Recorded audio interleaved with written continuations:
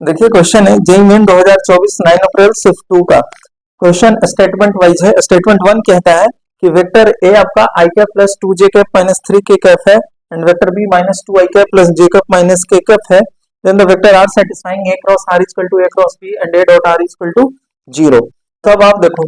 आप यहाँ से ये मत कर देना गलती कि ये क्रॉस है और यहाँ पहले लिया है तो यहाँ से हम डिडक्ट कर लें कि आर इक्वल टू बी होगा।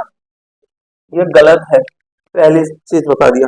यहाँ देखो A dot R equal to 0, इसका मतलब इन दोनों के बीच में अगर एंगल हम थीटा कहें तो कॉस थीटा 0 है, इसका मतलब थीटा इक्वल टू 5/2 है। क्लियर? यहाँ से देखो ए क्रॉस आर है, दोनों तरफ मॉड लगा लिया, ठीक है, दोनों तरफ मॉड, तो इसका मतलब mod of A mod of R, ठीक है, और साइन 90 आपका क्या होगा 1 होगा, is equal to mod of A cross B. ठीक है, तो क्या निकाल लो, I cap J cap K cap, ठीक है, 1 2 -3 -2 1 और -1, क्या लिख लेंगे इसको, ठीक, आई कैप -2 + 3 1 आई कैप, ठीक है, ओके, जे 6 और एक 7 + 7 जे, के कैप के लिए 1 माइनस इतना 5, ठीक है, तो इसका मैग्नीट्यूड क्या आया आपके पास, √749 और 25 + 1, ठीक है, तो 50 75, ठीक है, तो mod of R is equal to mod of A कितना हो जाएगा 3 9 4 13 1 14,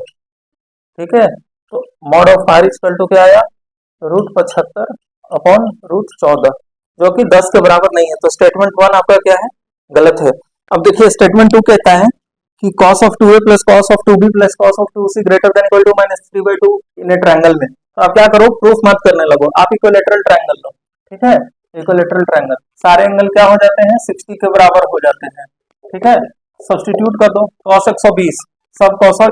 120 तो कितना होता है -1/2 -1/2 -1/2 which is equal to -3/2, equality hold कर रहा है इतना, मतलब ये सही है, लेकिन हो सकता है ना ये रिवर्स ऑर्डर में हो, लेस देन इक्वल टू -3/2, ठीक है, एक इक्विलैटरल ट्रायंगल कंसीडर कर रहे हैं, दूसरा राइट एंगल ट्रायंगल कर लो, angle A equal to 60, angle B equal to 30, ठीक है, और angle C is equal to 90 मान लो, ठीक है, ये कर लिया, सब्स्टिट्यूट कर दो, cos 120 आपका -1/2, cos 60 कितना 1/2, cos 180 कितना -1, देखो